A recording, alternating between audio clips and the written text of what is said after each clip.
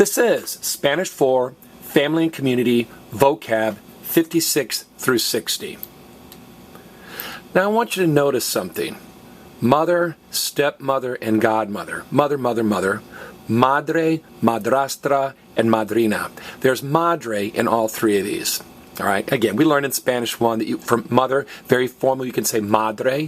For mom, you could say mama, and little kids will say mommy. All right. So let's look at stepmom. Everybody say astro. Astro is step.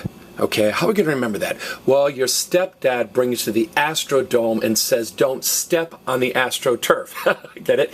Your stepdad brings you to the Astrodome and says, don't step on the AstroTurf. So, astro is step. So, padrastro is stepdad, hermanastro is stepbrother, and madrastra is stepmom or stepmother. Just astro or astra means step. We say stepmom, Spanish people say mom step. Now, godmother or godfather. Your parents worry about you, and when you're young, they say, what if we both die and our children need to be raised by somebody? So your godparents are the people who would take over raising you, God forbid, if your mom and dad both died. Okay? Now, the place where most of us have heard about a godmother is in fairy tales, like Cinderella had a godmother, a fairy godmother, or whatnot. So, I first heard about godmothers in a nursery rhyme, or I first heard about godmothers in a fairy tale. There are a lot of godmothers in a bunch of fairy tales. So madrina is godmother, madrastra is stepmother, and madre is mother. Now criar is to raise a child.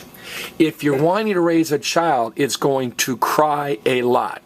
You are sure of that. If you're going to raise a child, it's going to cry a lot. You can be sure of that. Criar. All right?